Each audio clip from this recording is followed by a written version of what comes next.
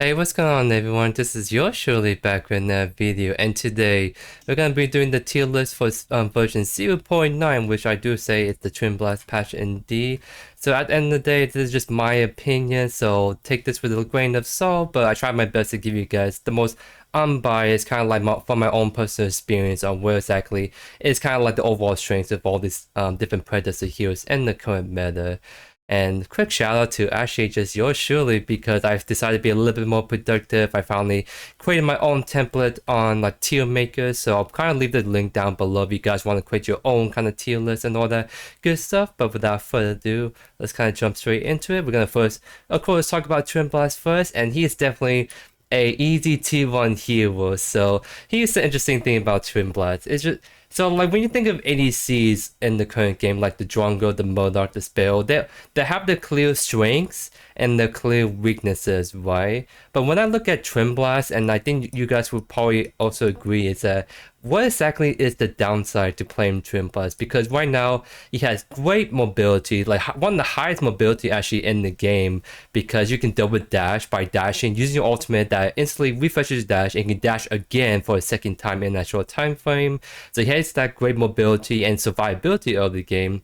He has a really long range with his ultimate, but also with his Kia and his grenades. He has just great damage overall. Just really, he can do really great in the short trades, but also great in the long trades. And then finally, it's just you can build so many different builds on him. You can go the traditional on-hit build. You can go the Infernum Deathstalker build. It's a little kind of disgusting right now because you can actually one-shot people with your ultimate, as long as you can hit all your bullets.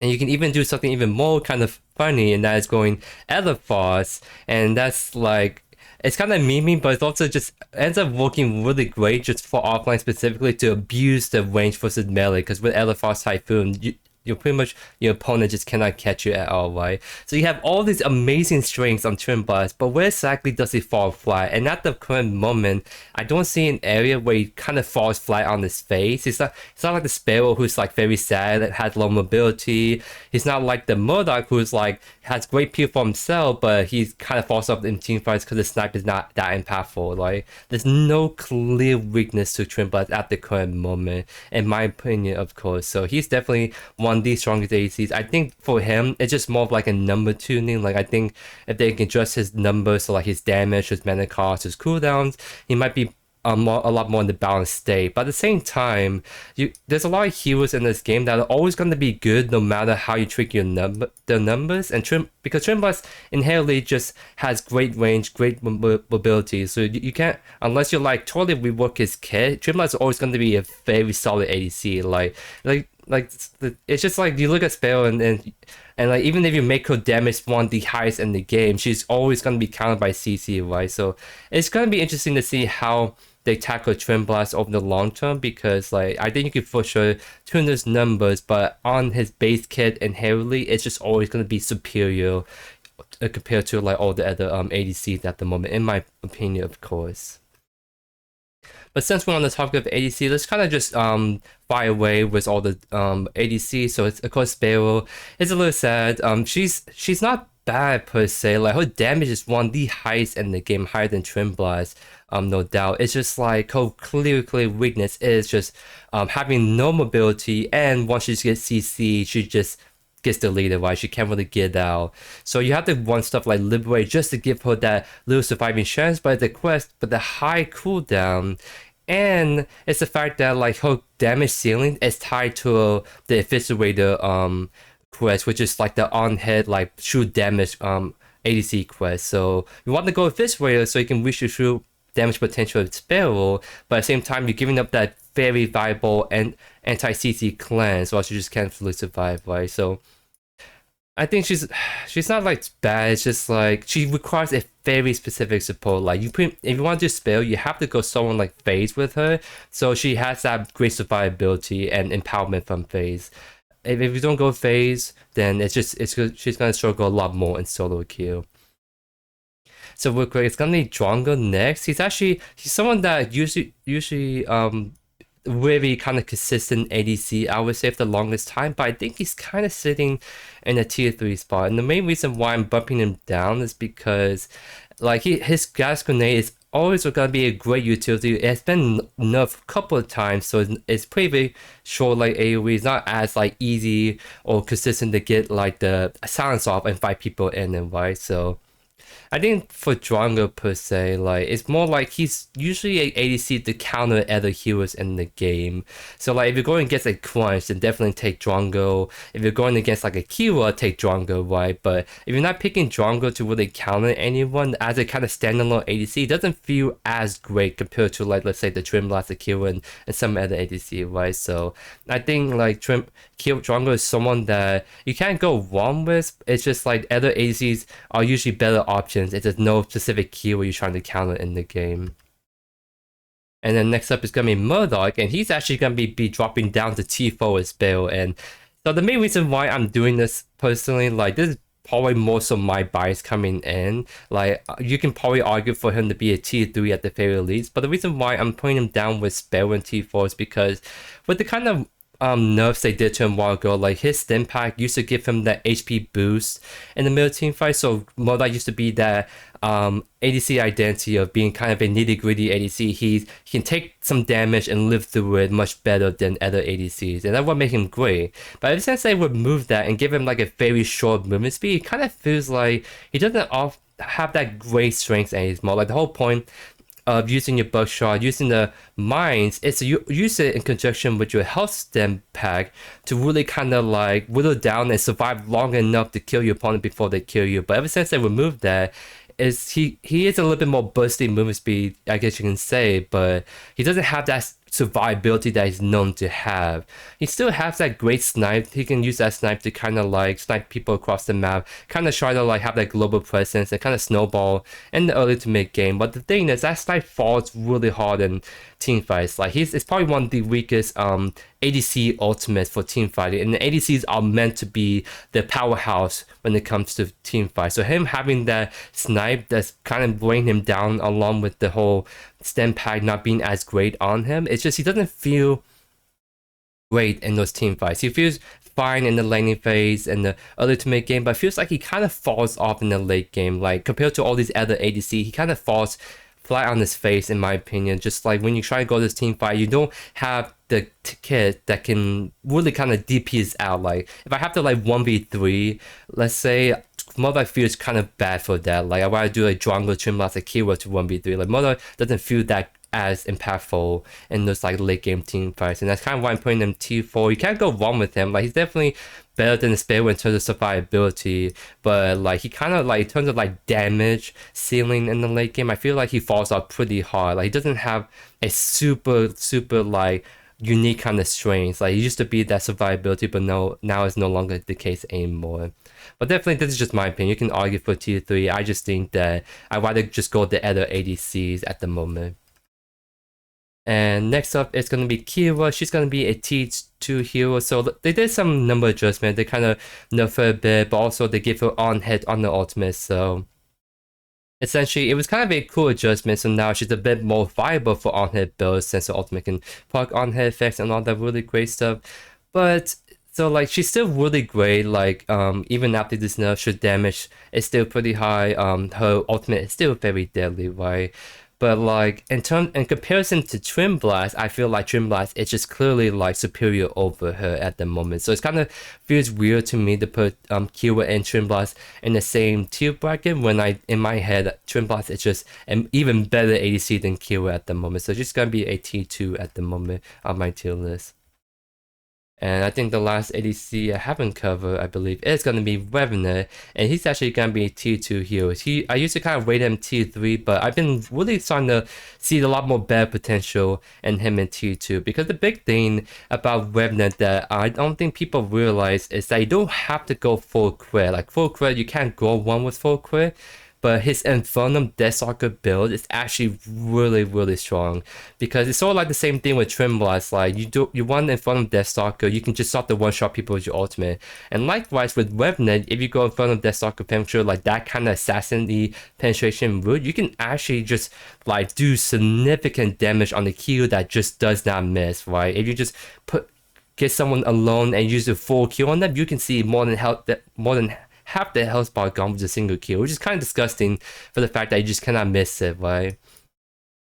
So in terms of like that alone and the fact that he's someone that actually performs quite well once you get to mid game, you can force any 1v1 fights, you can really kind of snowball with your passive. I think he's just actually a very solid ADC. Of course, having no mobility means that you have to play a little bit on the safer side, I would say, in the early game. But once you kind of hit 6, then you can start to play around with your ultimate, so you can like take fights you want to take with your ultimate, as long as you can get it off before you get CC chained to death. And I believe that's about it for the ADC. So now we're going to go over the rest of the tier list for the most part. So next up, it's going to be Countess. She's again just a tier 3 hero. She's not bad. She's not like the best. Like she actually with the adjustments they did to her, like she's a very sustained assassin, surprisingly, with the buffs they did to her lifesteal and B, and also the Lifebinder buff. So if you want Lifebinder Countess, you can actually be very sustaining and lane against like the very aggressive offlaners and mid laners. So like it's actually viable to go Lifebinder first and still do plenty damage and plenty of healing, and that kind of covers her main drawback, is just surviving the early game. But I think she's still more of a higher ceiling kind of hero in terms of just knowing how to lane with her, because the hardest part of Countess is the early game. And so of course the early game is a little bit easier with the adjustment they did, but I feel like it's just one of those things I think people need to play her a bit more. And unless you're like a very comfortable Countess player, then there's gonna be other offlanes and mid lane that's gonna be more consistent performer over her at the moment. Next up, it's gonna be Quan. He's a solid T2 pick. You can't go wrong with him. He's a true like 1v1 kind of offlaner, and he's totally kind of really great for the jungle as well. So you can never go wrong with Crunch at the moment. Deca, again, she's a tier 1 support. She offers some of the best consistent CC in the game, while also being stupidly elusive with her whole kit and rocket jump and all that great stuff. And also another reason why she's also super good at the moment is that like with Twinblast just kind of running rampant in the ADC role, the only way to counter Twinblast at the moment is to go for a CC support that can lock him down, because his whole thing is kind of dashing around, having high mobility to stay away from targets while DPSing them down. So something like Deca Cage, Deca Stuns can really help lock down the Twinblast and help him like finish him off, right? But of course, like it goes against like all the other ADCs. Like the best way to counter ADC is to CC them, right? It's just in terms of like Twinblast specifically, like you really need to go CC against him if you want to lock him down. And Deca is definitely someone very, very well suited for the job. Next up, it's going to be Fei Mao. Again, he's a tier 2 hero like Quan. You can't go wrong with him in offlane jungle. Just a really solid hero all around. And then next up is gonna be Gadget. She's a solid mid laner, very safe. Like she has very good poke, very good ultimate for team fighting, especially when you do in the jungle pits. But I think she's not like as great compared to like the T2 and T1 heroes. It's pretty close, I would say. It's just like I think other people are able to perform better on the other mid laners than Gadget at the moment. Next up is Gain. He's again just going to be a tier 1 hero. We can't go wrong with him. One of the safest mid lanes to play with, and he has his ultimate that's probably one of the best team fighting mage ultimates. Just if you can like get a good Gideon ultimate, you can turn any fight around. Along your closer if you want to shoot silver bracelet. I see some of your Gideon players running around, ulti into 5 A-mates, and don't have shoot silver bracelet to block CC. Don't do that. Build shoot silver bracelet, and then now you can like don't have to worry about CC or getting busted down while you're ulting people. Next up is Greystone. He's a very solid tier 2 hero. I don't think he's a tier 1 hero. He's like very, very solid in the offlane, and he's great jungler too. It's just like I think he's one of those heroes that, depending on the matchup, can actually get counted pretty hard. Like against like people with high mobility or a lot of range poking, that it can be hard for the Greystone to deal with, right? And against like the Crunch and Grux, you can't just win an all-out bar with them. You have to play your abilities cooldowns very, very well, and using your ultimate in conjunction with that to be able to win those 1v1 fights. So can't go wrong with him, but he's definitely not someone you can always WK. You have to be very mindful depending on your matchup how to like kind of excel in the offline. Next up is Grux. He's again in the T4 pick. He's not bad per se. It's just like he's just so easy to get counter in the offlane against very well experienced players. So like if you're playing the game for the first time, Grux is one of those heroes that you can't go wrong with. But as you climb higher in the elo bracket, you start to go against a lot more experienced players. They know how to play around the Grux. Like the Grux offlane to me is not that scary at all. So it's just kind of like He's one of those heroes that I keep saying that needs a rework at some point, because he's either going to be Feast or Famine, or rather, he's going to always dominate in low elos, but then he falls flat his face in high elos. So they need to rework his kit to find a middle ground, so he becomes more of a T2, T3 consistent kind of performing hero. Next up is Howitzer. We're gonna put him T2. I think I used to put him T1, but I think in terms of like some of the best mid laners, I think Gideon still has an edge on Howitzer, but you can't go wrong with Howitzer. He still has a very safe laning phase with Gideon. He has great poke. He has a very powerful ultimate to busting down people 1v1s.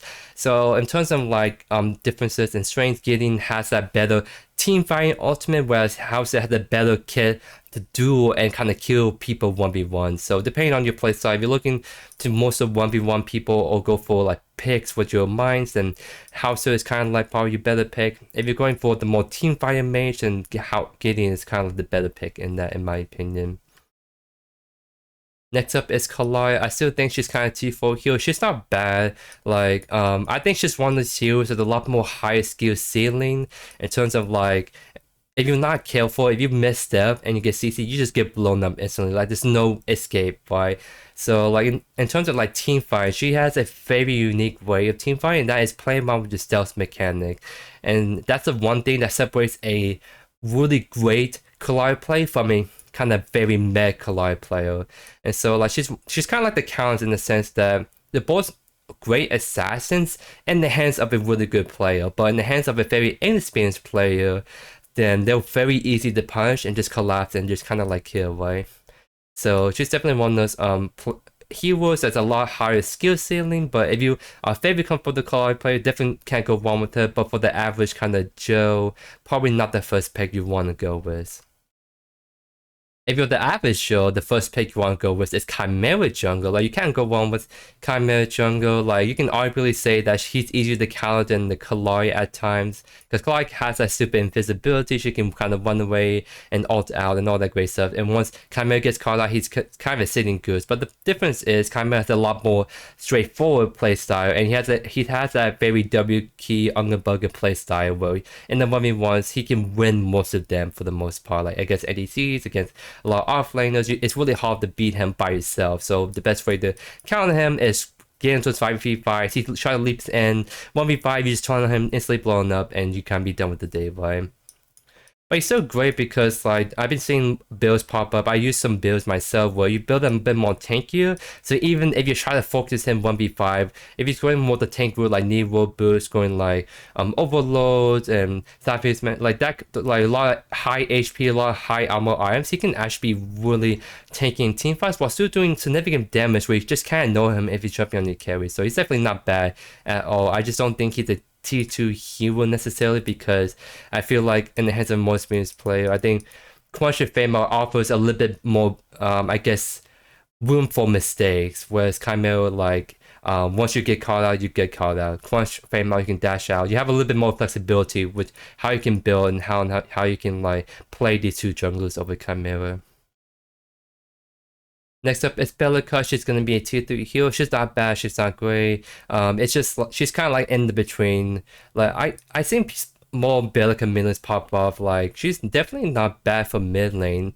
It's just, in my kind of opinion, I think if you're trying to like get people into the mid lane world for the first time, or you want to go for a pick that you can't go wrong with, then it's definitely like the Howitzer Gideon. Like, those two mid lanes you never can go wrong with. Whereas Belica is like, she can be really great in the right team, especially a team that knows how to play around Belica, but she can't 1v5 a fight, if that makes sense. Like, a Gideon can ult in and destroy everyone by himself. Like, Howitzer can single-handedly like target one person and just blow them into smithereens, and having that great utility in poke, right? Belica is like that hero that like works amazing if you have a team that can follow up on knockouts and play around Belica. If you don't have a team that can do that, then Belica starts to not feel as great, but you can't go wrong with her in the middle 100%. And she's actually a great support as well if you're looking for a more aggressive carry support.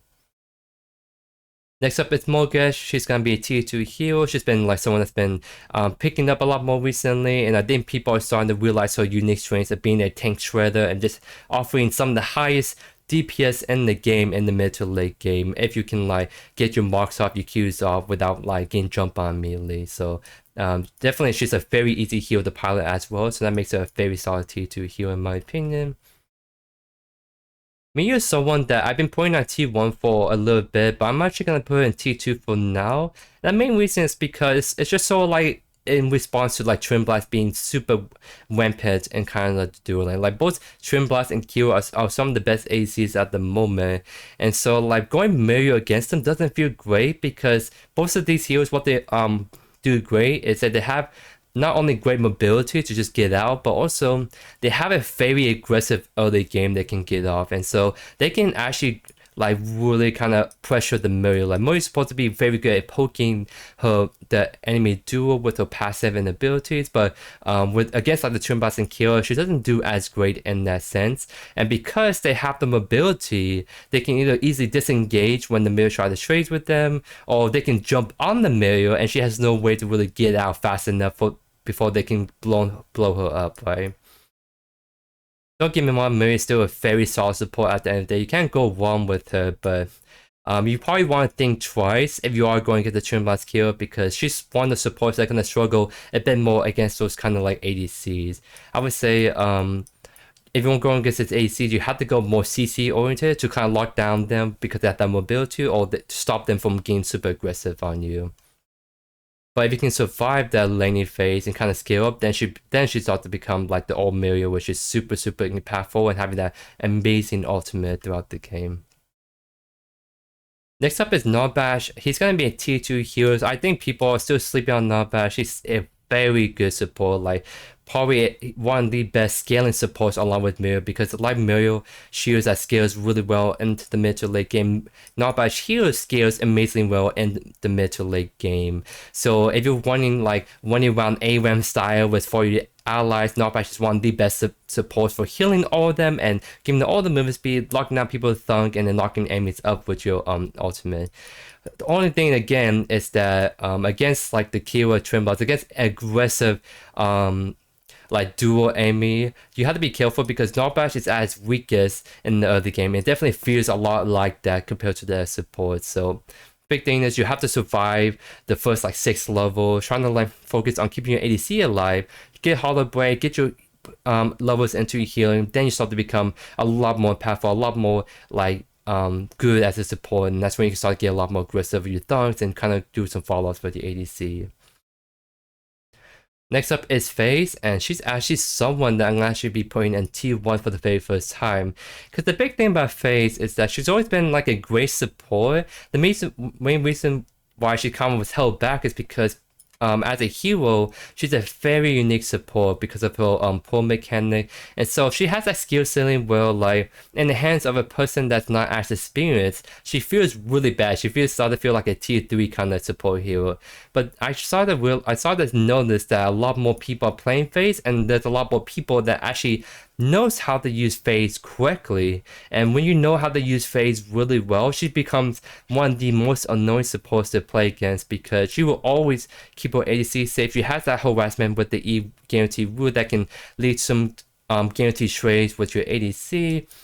But also she's just one of the best enablers for hyper carry. So if you have very fed ADC, FaZe just makes that fed ADC even more impressive. You have a very strong offlane, you can just empower them with your ultimate. So I think people are now finally understanding how to play FaZe correctly, and not only playing FaZe correctly, but other people knowing how to play with the FaZe. And because of that, she's a lot more impactful, I would say. Even with these nerfs she got recently, she has a very good kit all around still. And I mean, in the last tournament, FaZe was one of the best supports in the tournament. So needless to say, I think people saw that. People actually tried to put down more time to play FaZe, and now they've started to realize how good she actually is. So very excited to see her finally having some time to shine in the T1 bracket, in my opinion, of course. Next up is gonna be Rampage. He's of course the T1 jungler. Like, he got nerfed, but he still, as a kit overall, you can't go wrong with him. He's just one of the best kind of diving kind of tanks, and he also has plenty of damage in his own kind of utility kit. Like, he can kind of just 1v1 and just be really hard to kill in that scenario. He's easier to burst down, like, if 5 people focus on him because he has that less healing in his ultimate, but he's still, like, a very, very good jungler in my opinion. Next up is Victor. It's going to be a solid tier 2 hero. He's just honestly one of the best flex heroes in the game. You can go support with him well, you can go with offlane well, you can go with jungle with him very well. Only thing that's keeping him held back is the fact that he's a lot high skill ceiling hero on support and jungle. If you can't land your hooks, then that's, you might as well go at it here, because the whole point of Victor is going for his hooks, and that leads to CC chains and just like unique opportunities to kill someone that no other hero can accomplish, right? But you can argue the tier 1 hero because of this flexibility in all 3 roles and just being able to perform really, really well. But like, you definitely need to like put some time in to practice with the hooks, because if you can't get good with his hooks, then you can't perform good with this hero. Next up is Sevarog, and he's actually been knocked down to tier 2. I've been waiting him tier 1 hero for the longest time, but I'm finally putting him in tier 2 for now.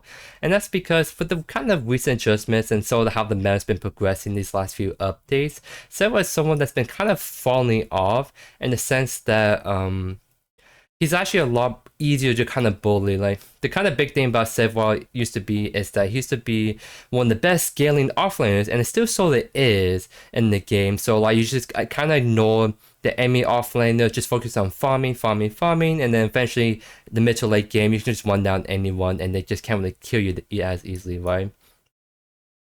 But I've been noticing playing with him and playing against other Sevarog players, that he's actually someone that's really kind of easy to bully. Like, he's one of the easiest laners to lane against, surprisingly, because the hard part about offlane is trying to learn how to lane against a certain opponent, like playing around with the abilities, playing around the early game strengths, right? But against a Sevarog early game, I don't feel threatened at all, and I think a lot of people feel the same. Like, when you're going against a early game Sevarog, you shouldn't feel really threatened. The only thing you should be feel threatened is his roots or his ultimate when he's trying to set up a king. But outside of that, you can really just bully him relentlessly.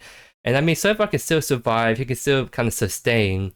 But I think the big thing too, along with just you being able to bully him very easily in the early game, is I think people are starting to also realize how to better counter build against him. So like going against, so like one is actually best counter matchups is Shinbi. Shinbi can go mega cost and take to go those items and really not only like bully him relentlessly, kind of really whittle him down with her kit, but also she matches his scaling, because Shinbi is actually a very excellent scaler as well. So he does have clear weaknesses and clear counter matchups, I would say, at the moment.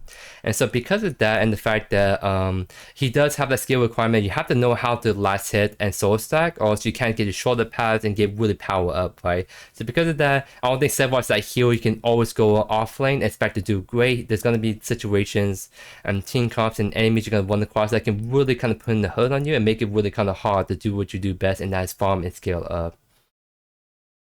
Next up, it's going to be Shinbi. She's actually going to be a tier 1 hero, and the main reason why I'm putting her in tier 1 is because at the moment, she's pretty much like taking the old identity of Sevarog, where Sevarog used to be a tier 1 hero almost every single time, because you can just kind of know your opponent's skill and just kind of outscale just anyone and fight them 1v1, right?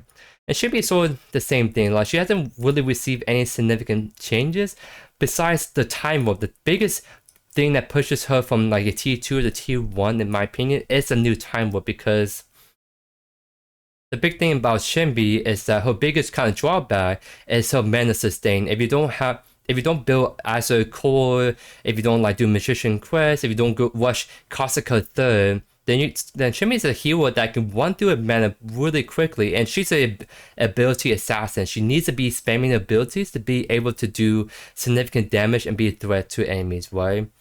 So with the time warp change, what essentially this means is that time warp is probably one her best item to go with. You go mega costing first, time warp second, and now all of a sudden you fix all your mana issues, and time warp has a very high magical power statistic, and the ability of reducing cooldown passive is very strong on Shinbi, especially. Like, imagine you use your Q, you get the 1 second minus, and you can just Q again rapidly. Like, it's an item that worked incredibly well on Shinbi. It fixes her main issue, which is the mana sustain, and now you just have a offline that can just keep spamming Q. She has that mana sustain to do so. She does high damage. She kind of just outskills like a lot of her opponents, and even against aggressive early game matchups, all she needs to do is just use your Q from afar and last hit, because like Jigen has a very safe laning phase and very reliable way to farm up the wave even when she's sewn up pretty hard. So you really can't go wrong with Shinbi at the moment. She's just really excellent for split pushing, and when it comes to team fighting, she can really single target one person and kind of make their day miserable. Next up is going to be Steel. He's still a T1 heal. You can't go wrong with him. Very reliable tank. Very good early game bully. Of course, he kind of falls off mid to late game against 1v1 offlaners, but then you're supposed to like transition to more team fighting, and he just has some of the best ultimates, best kind of kit to kind of just really kind of have a huge impact in team fighting. Last but not least, it's going to be the Faye, and she's going to be a Tier 3 hero, not bad million at all. She has a very strong ultimate, but it's very easy to counter that ultimate with either just mobility, like blink out, you don't get pulled in, or you just use the CC cleanse item. And there's plenty of CC cleanse, and people always have that blink available if they didn't use it prior to her ulting them. So it's very easy to counter the Faye ultimate, but if you do get it off, it's a super strong ultimate. It can really just wipe the floor with enemy team, even more so than Gain ultimate. It's just the fact that it's more easy to counter, and she's a lot more riskier mid lane to play. Like, she's a lot easier to kind of gank and camp a lot compared to the Howitzer and Gideon. But yeah, that's about it. That's my whole tier list for version 0.9. So definitely let me know down in the comments below if you agree, disagree with my tier list. How would you change this tier list in your opinion? Because this is just my opinion at the end of the day. There's definitely some bias here and there, but I did try my best to give you guys my unbiased take where the meta is at for version 0.9. So I'm very keen to see what they're going to do with Twinblast, because I think it's just a consensus at this point that Twinblast is very strong at the moment, and I don't think he needs to have significant nerfs, but he definitely needs to get some number tuning down so he doesn't like outpace the ADC competition too much. But anyways, I hope you guys enjoyed today's video. Let me know down in the comments what the heroes, what the builds from a showcase.